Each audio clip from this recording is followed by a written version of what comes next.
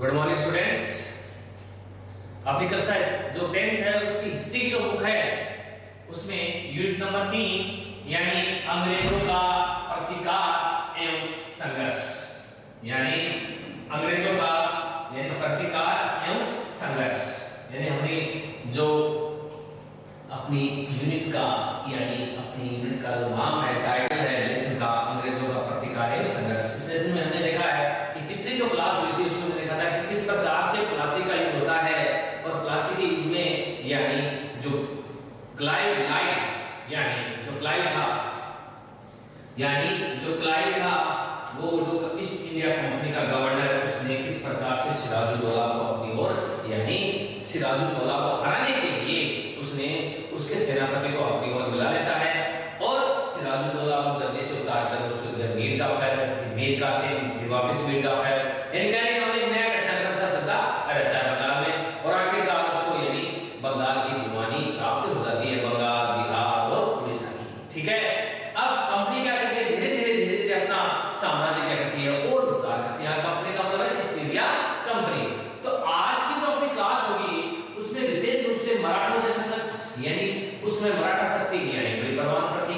अब मराठों का दमन किए बिना यानी वो कहने का मतलब दक्षिण भारत की ओर नहीं कर सकते, क्यों? बीच में मराठे यानी कहां गए, ये महाराष्ट्र में आ गए और महाराष्ट्र को यानी पराजित किया। महाराष्ट्र को अपने अंडर में नहीं लेने से यानी उनको बहुत बड़ी हानि हो रही थी कंपनी का, यानी क्या हो रहा था, नुकसान हो रहा था, इसलिए उन्होंने मराठों से संघर्ष किया। फिर दक्षिणी भारत में मैसूर है कर्नाटक के पास, यहां पर टीपू सुल्तान का शासन चलता था। ठीक है, टीपू सुल्तान से इसका पिता हैदर अली। ठीक है, ये दोनों क्या थे, यानी फ्रांसिस, ये यानी फ्रांसिसों से यानी लगा था, यानी यूरोपीय कंपनी कौन सी, फ्रांसिस, यानी फ्रांस वालों से इनका काफी लगाव था। ये बात को जमीनी अंग्रेजों में उन्होंने यानी इस मैसूर से भी संघर्ष किया और दक्षिणी भारत में भी अपनी यानी कंपनी की सत्ता स्थापित कर दिया कि दोनों यानी मराठों को और मैसूर को दोनों को अपने अंडर में ले आए। ठीक है, तो आज की जो अपनी क्लास है वो विशेष रूप से यानी मराठों से और मैसूर से संघर्ष, इनके साथ युद्ध होते हैं। अब देखिए सबसे पहले आज अंग्रेजों का यानी मराठा एवं मैसूर आ गया से संघर्ष। तो देखिए कि 18वीं शताब्दी में भारत में जो मराठा शक्ति एक प्रमुख शक्ति के रूप में स्थापित हो चुकी थी 18वीं शताब्दी में। लेकिन देखिए सन 1761 में देखो 18वीं शताब्दी के लिखा ध्यान देना कि 18वीं शताब्दी में भारत में 18वीं शताब्दी के प्रारंभ में बोले तो यानी मराठा शक्ति काफी शक्तिशाली थी, लेकिन 14 जनवरी यानी मकर संक्रांति का दिन होता है। ठीक है, और सन 1761 यानी कि पानीपत का जो तीसरा युद्ध हुआ, पानीपत का यानी तीसरा युद्ध, इस युद्ध में मराठे और अहमद शाह अब्दाली के बीच में युद्ध हुआ था, जिसमें मराठों की बड़ी भयंकर पराजय हुई थी। मराठे अपनी जान बचाकर और कहां गए थे, यानी महाराजा सूरजमल के पास भरतपुर के जो शासक थे यानी जाट शासक। ठीक है, उस किले में जो लोहागढ़ का जो किला माना जाता है उसमें जाके शरण ली थी कई मराठों ने। ठीक है, तो देखिए 14 जनवरी सन 1761 के पानीपत के युद्ध के बाद मराठों की शक्ति क्या हो गई, कमजोर हो गई। अब आपको ये पूछा जाए कि पानीपत का तीसरा युद्ध किसके बीच में हुआ, मराठों, ठीक है, और किसके बीच में, यानी मराठे और दूसरे थे यानी अहमद शाह अब्दाली, ईरान का शासक था अहमद शाह यानी अब्दाली, इसके बीच में युद्ध हुआ था। इसने एक भयंकर रूप से दिल्ली में काफी लूटपाट की थी, दिल्ली को एक तरह से सुनसान विरान बना दिया था इसने। ठीक है, अहमद शाह अब्दाली ने यानी पानीपत के युद्ध के बाद मराठों की शक्ति क्या हो गई थी, कमजोर हो गई थी। मराठे जो दो कर लेते थे, एक तो चोत नाम का एक कर लेते थे, ठीक है, और एक सरदेशमुखी, दो प्रकार के कर लेते थे मराठी, यानी एक चोत नाम कर और एक सरदेशमुख, यानी सरदेशमुखी। ये दो कर वो क्या लेते थे, यानी लोगों से, यानी जो सामंत होते थे, जो अमीर लोग होते थे, जागीरदारों से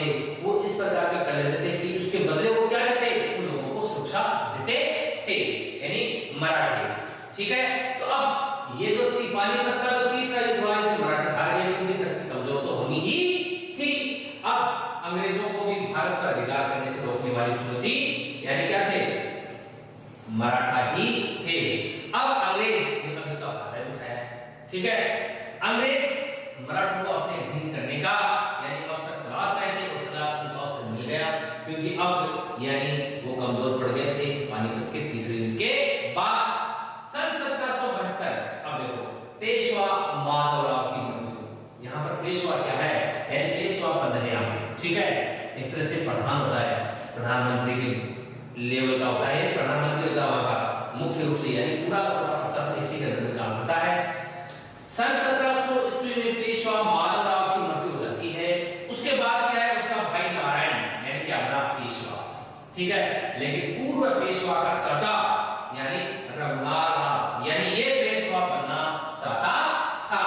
ध्यान देना कि माधवराव की मृत्यु होने के बाद यानी उसका भाई क्या है, यानी पेशवा बनता है, लेकिन उसका पेशवा का यानी चाचा यानी इस माधवराव का चाचा वो भी यानी नजरे गड़ाया बैठा था कि मैं भी पेशवा बनूं। अब इसका फायदा कौन उठाते हैं, अंग्रेज उठाते हैं। अंग्रेज क्या करते हैं, रघुनाथ राव से संधि कर लेते हैं, क्या करते हैं, रघुनाथ राव से संधि करके और ये युद्ध करते हैं। देखो ध्यान देना कि पेशवा का चाचा यानी रघुनाथ राव पेशवा बना चला था, अंग्रेजों को अब मराठा यानी कहने का मतलब कि अंग्रेजों को अब जो ये मराठा है वो एक तरह से क्या हो गए, यानी बिल्कुल भयंकर रूप से, यानी अब अंग्रेजों को ये मराठे थे यानी वो तक मौका मिल गया, यानी मराठों के विरुद्ध यानी अंग्रेजों को क्या हो गया, एक ही मौका मिल गया।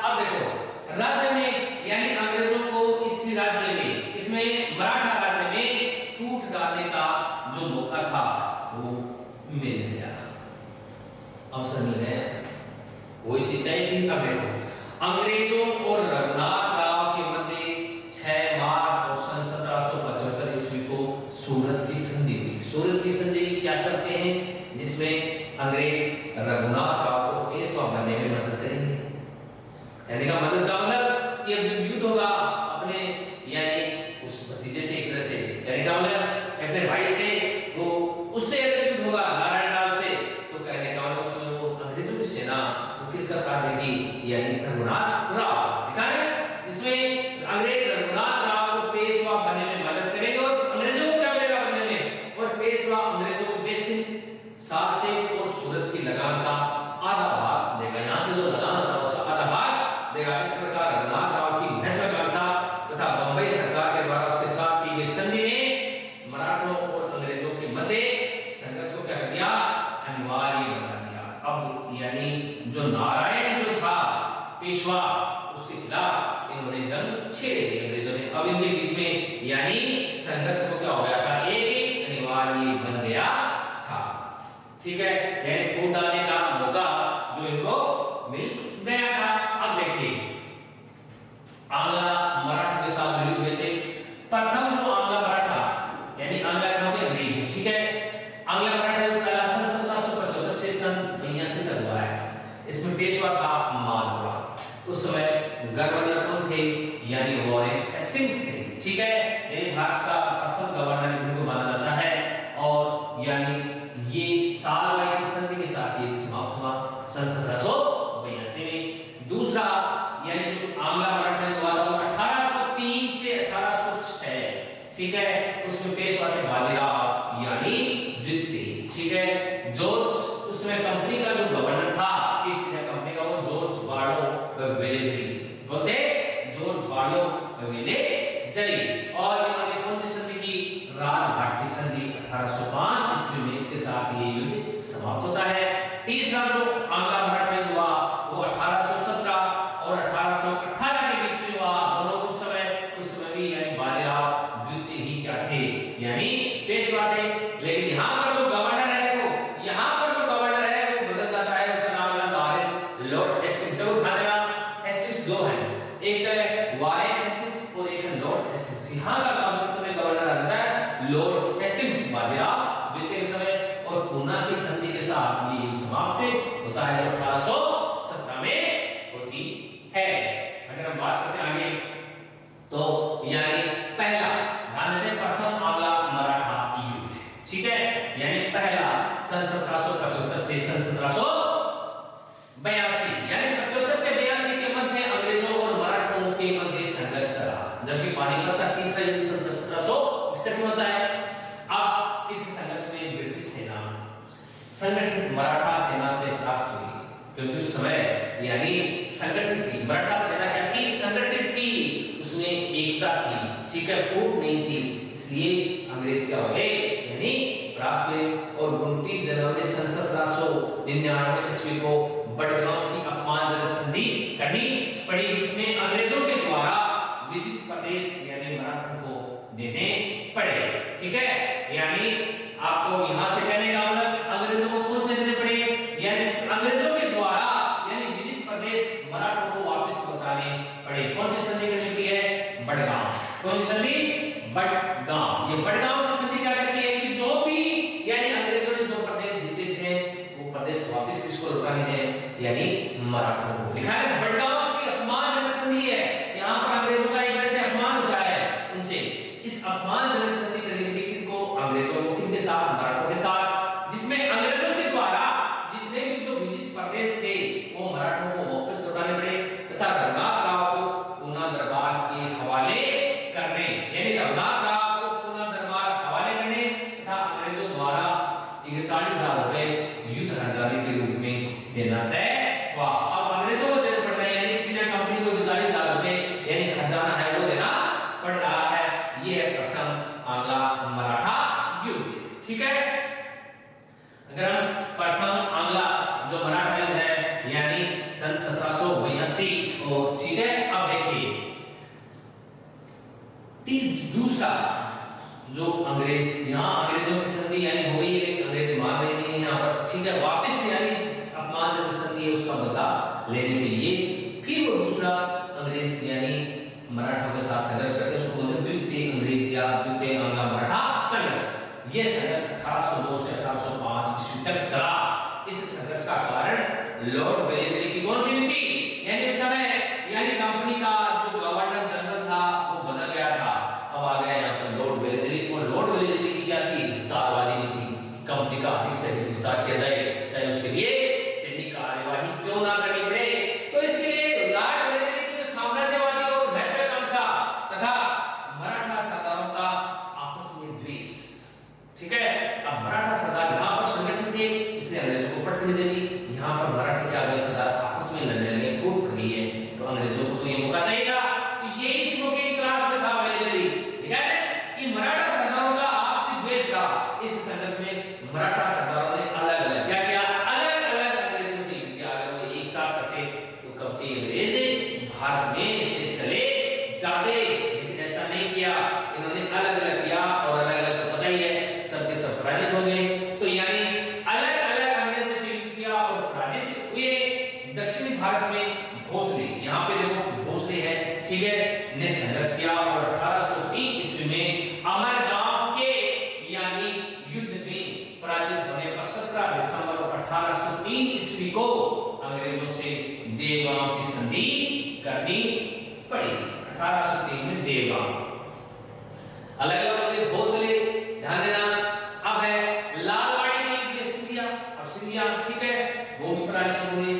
और 3 दिसंबर 1803 ईस्वी में यानी सुरजीत अर्जुन गांव की संधि करनी पड़ी। अब देखो कि ध्यान देना कितने आ गए मराठे, मराठों के नाम करना कौन कौन से वंशज आ रहे हैं यहाँ पे? सिंधिया आ गया है, ठीक है। इसके पहले यानी आपका कौन सा आ गया था, यानी अगर बात करते हैं भोसले आ गया था, भोसले, सिंधिया, और अब आ रहा है आपका होलकर। ये सब क्या है? मराठी हैं, लेकिन अलग अलग सरदार हैं, ठीक है। यानी अपने नाम से देखो होलकर और अंग्रेजों के मध्य के संघर्ष, वो भी आइडेंटिटी उसका भी कोई यानी निर्णय नहीं निकला, लेकिन दोनों पक्षों के मध्य जनवरी 1806 ईस्वी को राजघाट की क्या हो गई? संधि हुई, जिसके अनुसार होलकर ने क्या किया? चंबल नदी के उत्तरी क्षेत्र, चंबल नदी का जो उत्तर का क्षेत्र है उस पर अपना अधिकार छोड़ दिया तथा राजपुतानों ने यानी आंतरिक हस्तक्षेप नहीं करने का वचन दिया। राजपुतानों तो राजस्थान, यहाँ पे यानी राजस्थान में जो यानी जो राजपूतों के अंदर जो समय फूट चल रही थी, तो उसमें ये क्या कर रहा था? यानी आंतरिक हस्तक्षेप कर रहा था। कौन? ये आपका होलकर। तो होलकर ने यानी वो हस्तक्षेप करने का भी हस्तक्षेप नहीं करूंगा इसका भी वचन दिया। तो अब ध्यान देना कि इस युद्ध में देखो अलग अलग लड़ रहे हैं, ठीक है। होलकर अलग लड़ रहा है, सिंधिया अलग लड़ रहा है, भोसले अलग लड़ रहा है। अगर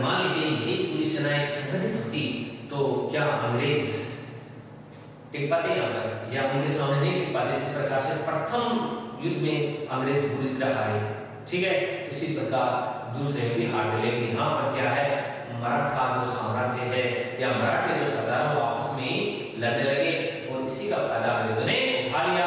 अब एक एक करके यानी अलग अलग लड़ रहे थे सब, ठीक है, लड़ रहे थे मराठे लेकिन अलग अलग लड़ रहे थे। इसका यानी इसमें क्या हुआ, यानी अंग्रेजों की एक तरह से विजय हुई है। अगर बात करें आगे नेक्स्ट तो अब है यानी तीसरा अंग्रेज मराठा संघर्ष, ठीक है। अब अंग्रेजों को पता लग गया था कि मराठों को अगर आपस में ही लड़ाया जाए तो क्या है, हमारा काम और भी आसान हो जाएगा। तो यहां से देखो, भारत में अंग्रेजों की सर्वश्रेष्ठता बनाए रखने के लिए यानी 13 जून 1817 ईस्वी को पेशवा के साथ साथ 5 नवंबर 1817 ईस्वी को यानी सिंधिया को अंग्रेजों के साथ अपमानजनक संधि करनी पड़ी। ध्यान देना, पेशवा के साथ साथ यानी किसको, यानी सिंधिया को भी अपमानजनक संधि करनी पड़ी। इन अपमानजनक बंधनों को तोड़ने के लिए मराठों ने संघर्ष आरंभ कर दिया। लेकिन पेशवा की किरकी भोसले की, देखो पेशवा की क्या है, किरकी भोसले की यानी शीतवर्णी तथा होलकर की महिंदपुर स्थान पर पराजय हुई। यहाँ पर दोनों की पराजय हो जाती है, भोसले भी हार जाता है और यानी आपका होलकर भी हार जाते हैं। 18 जून यानी 1818 को यानी मेलकाम ने पेशवा के साथ संधि की। 18 जून 1818 को मेलकाम ने पेशवा के साथ संधि की, ठीक है, जिसके अनुसार पेशवा पद अब क्या हो गया है, यहाँ पर समाप्त कर दिया गया।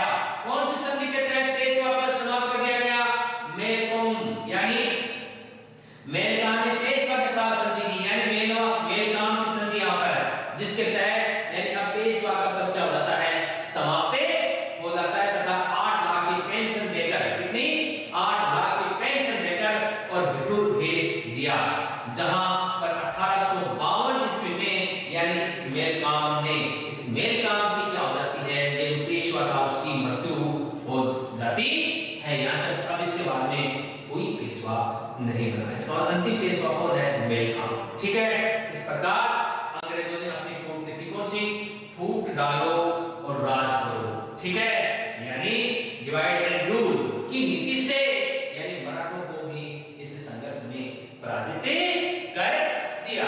तो इस प्रकार से अंग्रेजों ने मराठों से यानी 3 या जो इनसे कहने का 3 अलग-अलग प्रकार से युद्ध करके और उन्होंने आखिरकार मराठों को भी यानी अपने अधीन ले आए या मराठों को पराजित कर दिया। अब अगर बात करते हैं तो देखो ये है यानी अब पढ़ेंगे अगला नेक्स्ट अपना जो टॉपिक है वो मैसूर के साथ संघर्ष।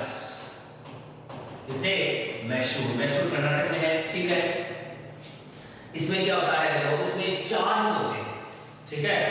सबसे पहले यानी हेनरी टीपू सुल्तान, यहाँ 2 प्रमुख है। टीपू सुल्तान की एक निरंकुश और एक ऊंचा था, यानी अगर हिंदुओं की नजर से देखें तो उन्होंने भी यानी औरंगजेब के बाद में सबसे ज्यादा मंदिर खुलवाने का काम यानी हिंदू धर्म को ठेस पहुंचाने का कार्य किसने किया है, इस टीपू सुल्तान ने, ठीक है। अब देखो यहाँ पर देखो ध्यान देना, ये जो सारणी दिख रही है उसमें युद्ध दे रखे हैं आपका। पहला जो युद्ध हुआ है यानी अंग्रेजों के साथ मैसूर का 1767 से 72 के बीच में, उस समय मैसूर का शासक था हैदर अली। उस समय यानी कंपनी का जो प्रमुख है यानी कंपनी का जो गवर्नर जनरल कहाँ बैठा था, सिर्फ और सिर्फ बंगाल में बैठा था, ठीक है। बंगाल का गवर्नर कौन था, लॉर्ड यानी वेलिस्ली, ठीक है। यानी मद्रास की संधि हुई 1729 में।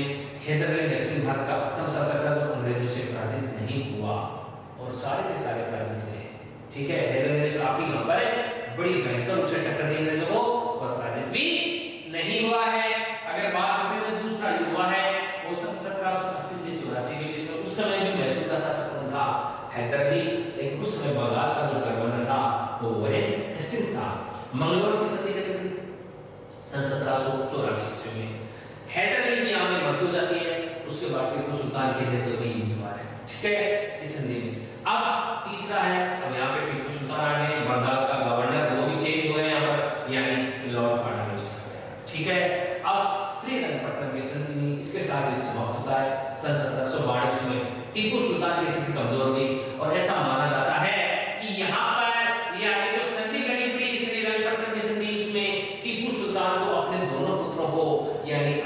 जमानत के तौर पे देने पड़े। ठीक है, यानी यहाँ पर टीपू सुल्तान के दो पुत्र हैं, वो जमानत के तौर पर किसको दिया जाता है, यानी अंग्रेजों को दे देता है। ये श्रीरंगपट्टनम की संधि गई। और चौथा जो आंग्ला मैसूर युद्ध होता है वो सन 1799 में, जहां पर टीपू सुल्तान की मृत्यु हो जाती है। लॉर्ड वेलेस्ली आ जाता है यहाँ पर गवर्नर भी। ठीक है, मैसूर की सहायक संधि हुई। ये सहायक संधि जानते हो कि यहाँ पर सहायक संधि वो संधि होती है कि जहां पर यानी कंपनी क्या करती है, ईस्ट इंडिया कंपनी, वो यानी उस रियासत को, जो संधि उस रियासत उसके साथ करते हैं, मैसूर के साथ अगर संधि होती है तो मैसूर को अपनी आर्मी की रखनी पड़ती है। आर्मी को रखती है, यानी आर्मी ईस्ट इंडिया कंपनी की होती है। वो क्या करती है, दूसरे जितने भी जो कोई भी राज्य जो आक्रमण करता है उसका, उसे उसकी सुरक्षा देती है, सुरक्षा का वचन देती है। ठीक है, बदले में कंपनी क्या करती है, कंपनी यानी उसके बदले यानी पैसा लेती है उनसे, दीवानी लेती है। ठीक है, राजस्व लेती है। और कंपनी का जो खर्चा है वो कौन चलाता है, यानी वो जो राज्य यानी सहायक संधि जिसने किया वो, यानी कंपनी की फौज, यानी जो ईस्ट इंडिया कंपनी की फौज रख रखाव का खर्चा यानी वो रियासती देता है। तो मैसूर सहायक संधि, टीपू सुल्तान की मृत्यु जाती है के बाद मैसूर में कौन से वंश की स्थापना होती है, ध्यान देना, वाडियार वंश। कौन सा, वाडियार वंश की स्थापना अंग्रेजों ने वाडियार वंश के शासक के साथ यानी क्या संधि करी, सहायक संधि कर दी। ओके, तो ये पढ़ते हैं यानी कौन से, यानी मैसूर संघर्ष। कितने हुए, 4। तो देखिए चलो, यानी पहला आंग्ला मैसूर संघर्ष सन 1761 ईस्वी में हैदर अली ने मैसूर के राजा नंदराज से सत्ता छीन ली। देखो यहाँ पर हिंदू शासक है नंदराज। ठीक है, यानी इसके पहले यानी हैदर अली आने से पहले यानी वहां पर मैसूर में कौन थे, हिंदू शासक नंदराज, और सर्वसेवा बन गया। सन 1776 ईस्वी को मैसूर के राजा की मृत्यु के बाद, ठीक है, अपने को शासक घोषित कर दिया। किसने, हैदर अली ने। और अंग्रेजों की साम्राज्यवादी महत्वाकांक्षा में हैदर अली क्या करने लगा, अब घटने लगा कि हैदर अली पता है अंग्रेजों ने मराठों और निजाम के साथ मिलकर, देखो मराठों के साथ मिलकर अंग्रेज और निजाम, ठीक है, जो हैदराबाद का जो निजाम था, ठीक है, उनसे मिल गया। दोनों मिलकर क्या किया, हैदर अली के विरुद्ध यानी संगठन बना लिया। क्या बना लिया, हैदर अली के विरुद्ध संगठन। यानी देखो 3 सेना मिल गई है, अंग्रेज मिल गए, मराठी मिल गए और निजाम मिल गए। लेकिन हैदर अली ने क्या किया, यानी डिप्लोमेटिक नीति से, कूटनीतिक से क्या किया, मराठों को युद्ध में तटस्थ कर दिया कि आप कहीं पर भी किसी का भी साथ नहीं दोगे मराठों को, यानी न मेरा न अंग्रेजों का। और निजाम को क्या कर दिया, प्रादेशिक लॉ दे दिया। क्या दे दिया कि आप कुछ प्रदेश दे दूंगा, तो वो ले उसको दे दिया यानी निजाम को। अब बचे कौन, सिर्फ अंग्रेज, और अंग्रेजों को पराजित कर देता है। तो बड़ी कूटनीति से यानी बड़ा डिप्लोमेटिक है ये कौन, हैदर अली। पहले सारा ये इस प्रकार से सन 1767 ईस्वी में हैदर अली ने ब्रिटिश प्रभाव वाले क्षेत्रों पर क्या कर दिया, आक्रमण कर दिया। अंत में अंग्रेज पराजित हुए और लाचार अंग्रेजों को हैदर अली के साथ 4 अप्रैल और सन 1769 ईस्वी को मद्रास की संधि करनी पड़ी। इस संधि के अनुसार एक दूसरे के जीते हुए प्रदेश आपस में वापस से लौटा दिए। ठीक है, ये पहला संघर्ष मराठों के साथ यानी बड़ा ही अच्छा संघर्ष जिसमें यानी हैदर अली की विजय होती है। अब अगर नेक्स्ट बात करते हैं तो दूसरा संघर्ष यानी द्वितीय आंग्ला मैसूर संघर्ष। इसमें क्या होता है कि अंग्रेज प्रथम संघर्ष की हार का बदला लेना चाहते थे, क्योंकि पहली युद्ध की हार हो जाती है, वो अपमानजनक संधि करनी पड़ी मद्रास की। ठीक है, अब वो हार नहीं बचा पा रहे हैं। ठीक है, अब क्या है कि हैदर अली अंग्रेजों को यानी गुंटूर पर अधिकार से नाराज था। कौन, हैदर अली अंग्रेजों के गुंटूर ये भी यानी एक तरह से आंध्रा में है गुंटूर, वहां पर जो अधिकार से नाराज था कौन, हैदर अली। अतः हैदर अली ने निजाम व मराठों के साथ मिलकर अंग्रेजों के विरुद्ध युद्ध किया। अब ध्यान देना, अब यहाँ पर देखो हैदर अली है, किसको मिला देता है अपने वो, निजाम को और मराठों को। ठीक है, उनके साथ मिलकर क्या करता है, युद्ध करता है। जुलाई सन 1780 में युद्ध प्रारंभ हो गया। हैदर अली को सफलता मिल रही थी, लेकिन 7 दिसंबर सन 1782 ईस्वी को अब बीच युद्ध में यानी युद्ध चल रहा है और युद्ध में क्या हो जाती है, इस हैदर अली की मृत्यु हो जाती है। अब कार्यभार किसका आ गया, कार्यभार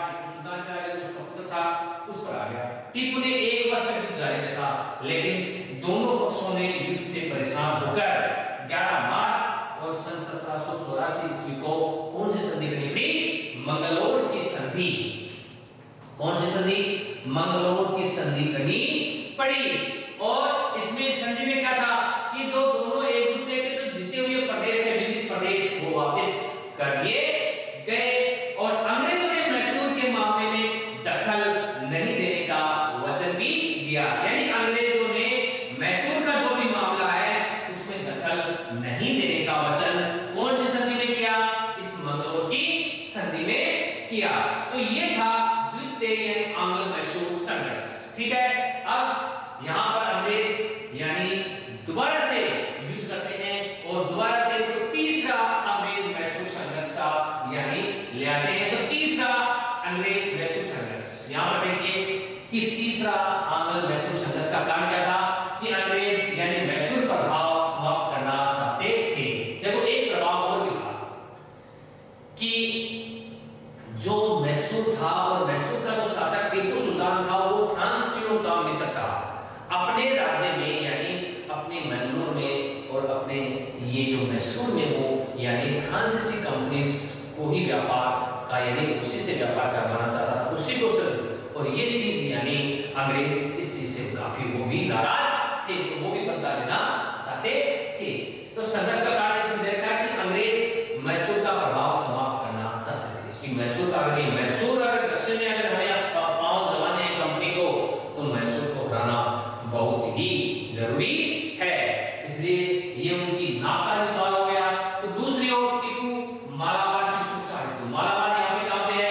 जो आजकल कहां पे आता है? केरला में आता है मालाबार। ओके, उसकी सुरक्षा हेतु वो चीन में स्थित डच दुर्ग, देखो डच दुर्ग यानी क्रांगुर व आइसकोट का यानी आइकोट को खरीदना चाहता था। यहाँ पर डच दुर्ग यानी देखो कोचीन में कौन सा? डच दुर्ग और क्रांगुर व आइकोट को खरीदना चाहता था। लेकिन अंग्रेज समर्पित ट्रावनकोर के राजा ने इन्हें खरीद कर टीपू को नाराज कर दिया। लेकिन अंग्रेज समर्पित था कौन?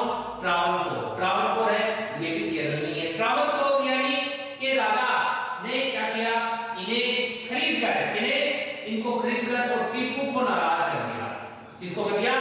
टीपू को। यानी ये जो ट्रावनकोर था वो अंग्रेजों का स्वामित्व था। ठीक है, इसने खरीद लिया। कौन से? यानी ये जो डच दुर्ग है क्रांगुर व आइकोट, इन दोनों को किसने खरीद लिया? इस ट्रावनकोर ने खरीद लिया। और किसको नाराज कर दिया? यानी टीपू सुल्तान को।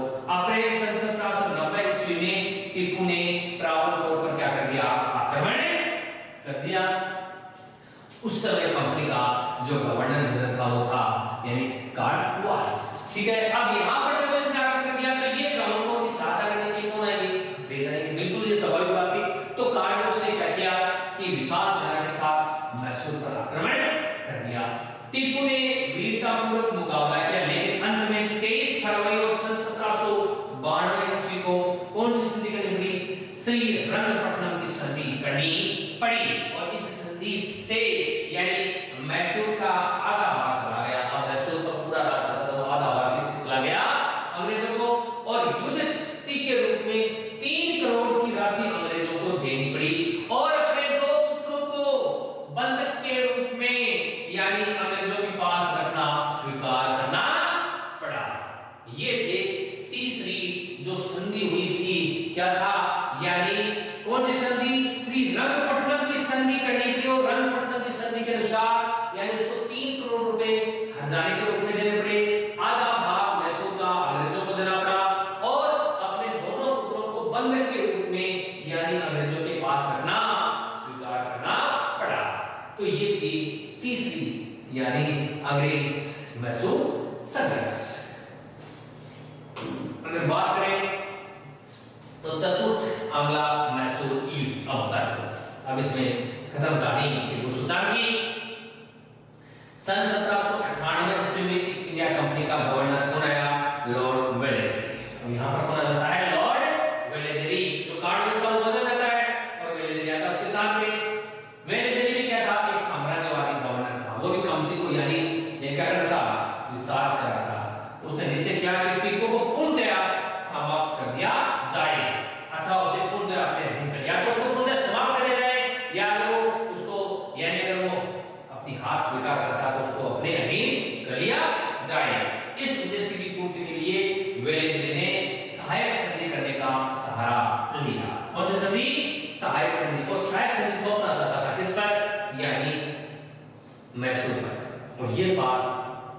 यानी टीपू सुल्तान को स्वीकार नहीं थी। टीपू सुल्तान ने सहायक संधि को अस्वीकार कर दिया। सहायक संधि बताया मैंने पहले, सहायक संधि यानी एक तरह से यानी कंपनी की फौज रखनी पड़ती थी, ईस्ट इंडिया कंपनी की फौज यानी उस राज्य को उसकी सेना, जैसे मैसूर अगर सहायक संधि लेता है तो मैसूर की जो सेना है वो छिन्न भिन्न कर दी जाती थी, और जितने भी जो आंतरिक मामले थे, राजनीतिक मामले, उसमें यानी कंपनी की राय ली जाती थी, ईस्ट इंडिया कंपनी की। तो सहायक संधि ये थोपना चाहता था कौन? वेलेस्ली। ठीक है, अब ये सहायक संधि टीपू सुल्तान ने स्वीकार कर इसको। अब होता क्या, युद्ध होना स्वाभाविक था, और अप्रैल 1799 में टीपू के विरुद्ध अभियान यानी प्रारंभ कर दिया, और 4 मई सन 1799 को यानी अप्रैल के बाद मई 1 महीने के भीतर ही श्रीरंगपट्टनम का दुर्ग यानी किसने जीत लिया? अंग्रेजों ने। मैसूर की स्वतंत्रता समाप्त हो गई। टीपू यहाँ पर क्या करता है? 1799 ईस्वी को वीर गति को प्राप्त हो जाता है। तो इस प्रकार से यानी अंग्रेजों ने टीपू सुल्तान को यानी चतुर्थ यानी चौथे मैसूर के युद्ध में उन्हें सफलता पूर्णतः सफलता चौथे युद्ध में ही मिली। अब कंपनी देखो धीरे धीरे क्या कर रही है? अपनी जड़ें जमा रही है। ठीक है, यानी अब मराठों को भी अपने वश में कर लिया, यानी मराठा। ठीक है, उन्होंने दक्षिण में भी अपने पांव पसार दिए। अब और कंपनी देखो क्या क्या करती है, इसके लिए हमें आगे की क्लास में इंतजार करना पड़ेगा कि कंपनी किस प्रकार से अब अपने यानी पूरी उड़ान ले रही है, अपने पूरे फन फैला रही है यानी अपने साम्राज्य के। ठीक है, क्योंकि जो भी गवर्नर आता है वो विस्तारवादी गवर्नर आता है, यानी कंपनी क्या विस्तार करना चाहता है। तो अब आगे आज की क्लास में इतना है, बहुत है। तो आगे की क्लास में देखते हैं कि किस प्रकार से कंपनी यानी और कहां-कहां सहायक संधि करती है, या फिर कौन से यानी क्षेत्र में अपना कब्जा करती है। तो कल तक के लिए जय हिंद।